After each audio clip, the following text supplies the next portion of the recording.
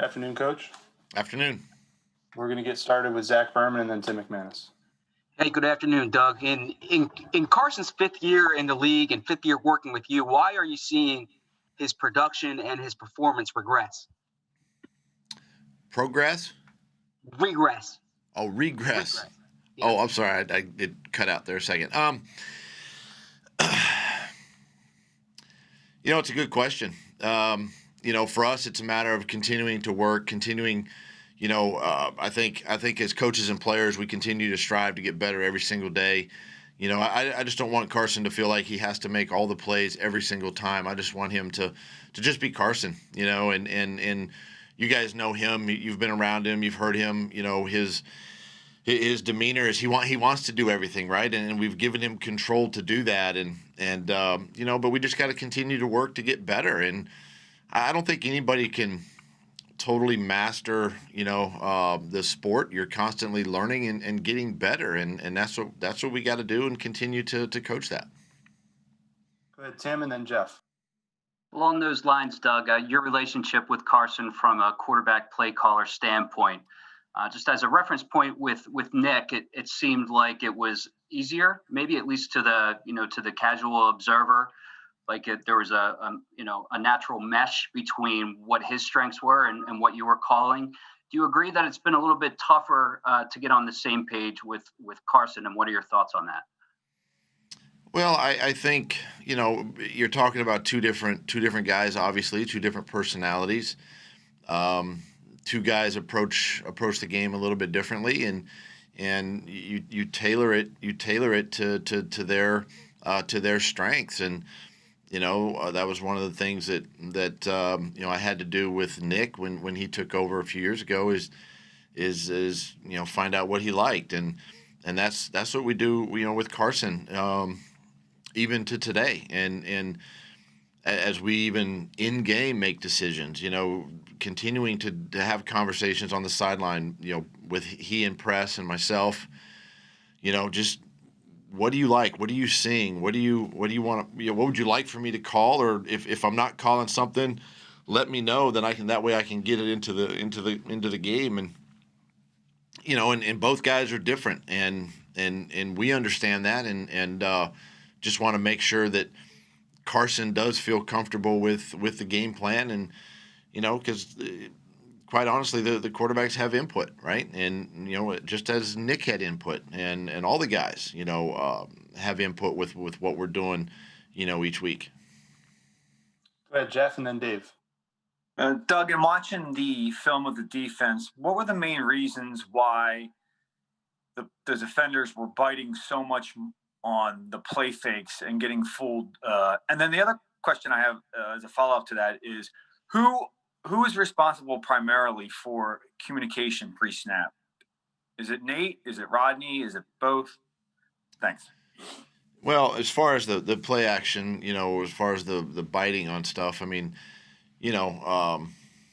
it comes with, with the Rams, there's a lot of moving parts, right? There's a tight end reset, then possibly a jet motion, or there could be, obviously two pre-snap motions, and then at the snap, here comes the third element in the offense. So, and they do a great job of that as far as just marrying that up with their run game and keeping you kind of off balance that way. That's their whole, that's their style. That's what they do, and they do it well. And so from time to time, you just get caught up in the play action game, and you're trying to support the run. You have run responsibilities, right? As linebackers and safeties, you have to fill certain gaps, and if you're not there in the run game, then you're behind the blocks, and that's where some of the long runs can come. And you're trying to make the right decision and do the right thing, but of what you've been coached to do, and that's it's easier said obviously than done. And so for them, it's just they did a great job of the misdirection runs, and we just got caught out of place a couple times. And in terms of the pre-snap communication, that's that's a lot of communication. You're talking about linebackers to D line. You're talking about linebackers to safeties. It's everybody. It's between TJ and Nate Gary and Rodney, Jalen. All those guys are communicating on every single play. Again, for coverage and also their run fits, on defense. Dave and then Kristen. Hey, Doug, I understand the idea of not wanting Carson to press, but it also seems like he's missing on some routine throws, even when he's kept clean. What are the issues there right now? It's just missing. I guess you could point to a lot of different things. Missing OTAs, not having all the necessary maybe reps during training camp, missing preseason games, whatever it might be, the timing of things that we do in the passing game, and just missing these throws. They're throws that he typically would catch or would throw, and then it's a little bit too on the receivers. Sometimes the receivers need to make the catch as well. So it's things that we got to continue to work. Kristen and then Ruben. Good afternoon, Doug. Kind of to the same vein of what Tim was asking about the communication with Carson. Do you try to approach it any differently? I mean, sometimes if you say the same thing but in a different way, it can have it can get through to the person. I mean, do you have to change anything, or do you think about changing anything when you have those communications with him? I think about a lot of things. I do think about the communication with Carson. I think about the communication with the team, being able to change those things up. I do think it's important that you change them up and you approach it a little bit differently, from the standpoint of, my whole philosophy too is I don't always want to come across as an attack style with players, right? I want to have open, constructive dialogue and yet still be critical, right, of holding the player accountable, right? Whether it's Carson or somebody on defense or whoever it might be, but having creative ways to kind of get my point across, or at least I want to be able to see him. Let's say, because we're talking about Carson, let's verbalize to me what you saw, right? And I see it a certain way, he sees it a certain way, and then we can have open dialogue that way and have constructive conversation, as opposed to me always constantly or press or whoever it might be constantly coming from an attack style, because sometimes you don't want the resentment, right? Especially quarterback and play caller. You want to have open dialogue, and so I think about that all the time. Ruben and then Les. Hey, Doug. Carson's probably never had back-to-back games like this at any level, high school, college. We know he hasn't on this level. How concerned are you about his mental state right now, just his confidence, just his ability to work himself out of this? I'm not concerned about that because of just who Carson is. I see his work ethic during the week. One way to get out of it is you just got to continue to stay aggressive, right? Stay on the attack, and I don't want anybody to go into a shell. That's no way to approach our business, our craft, our jobs. And I for sure don't want the quarterback position, in this case Carson, to do that as well. So we just got to stay on the attack. We got to continue to work. So I'm not concerned with that at all. Les and then Rob. Hi, Doug. Not to belabor the point on Carson and the bad throws, but the things you mentioned about OTAs and training camp and so on are true for everyone.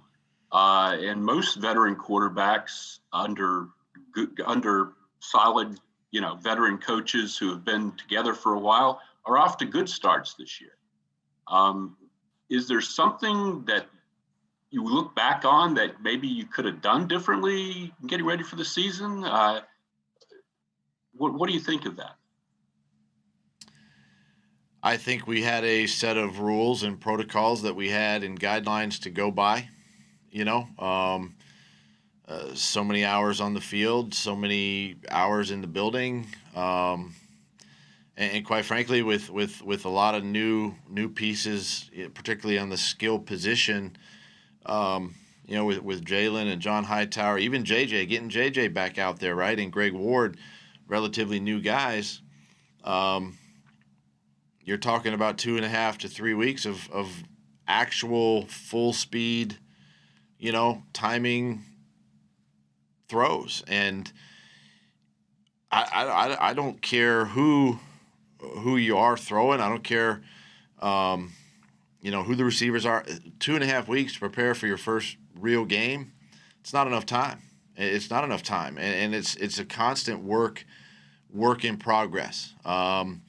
And we continue to work, and I continue to, I know you guys don't see it because you're not at practice much, but I continue to kind of restructure practice a little bit so we can spend more time during practice getting these throws and getting detailing the fundamentals of the route and the details of the route. And look,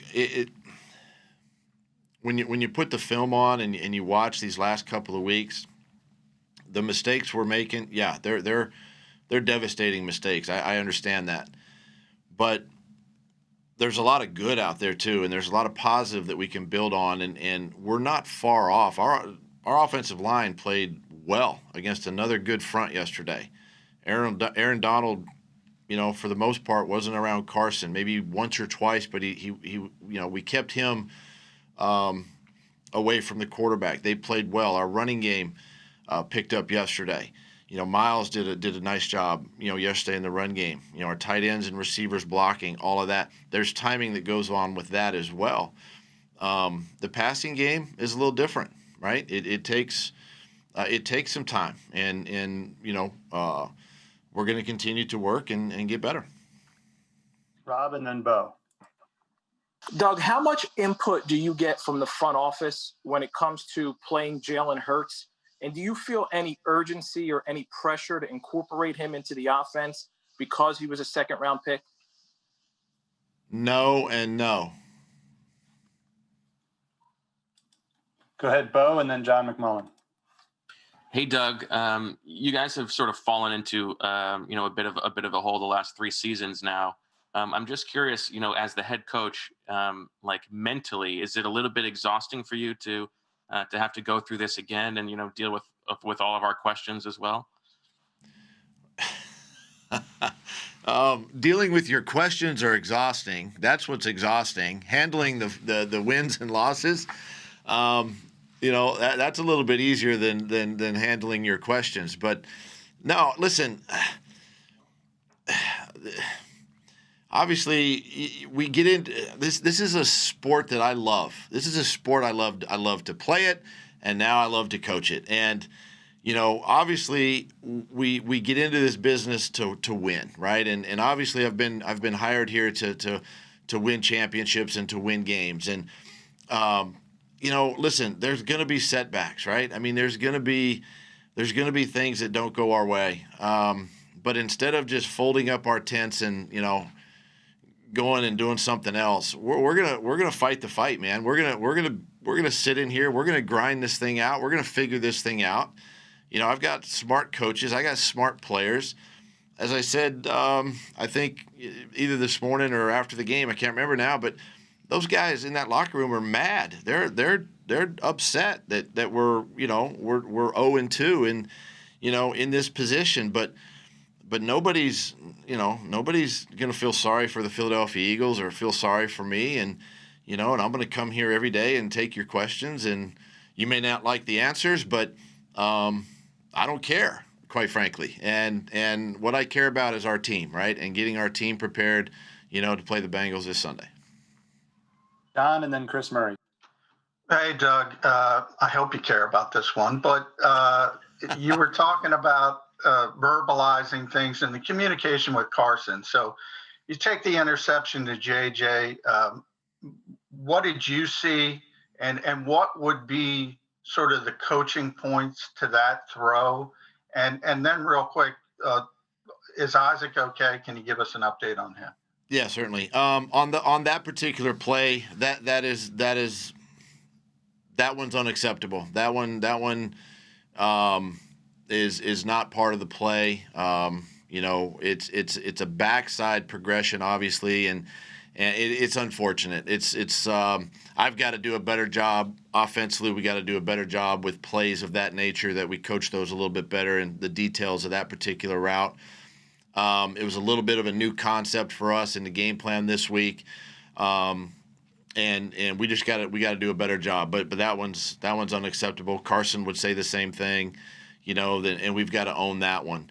As far as Isaac goes, Isaac's going to miss. He's going to miss some time. So the short-term IR, the couple of weeks here for him, he's going to miss some time. We have time for two more, so we'll do Chris and then Ed Kratz.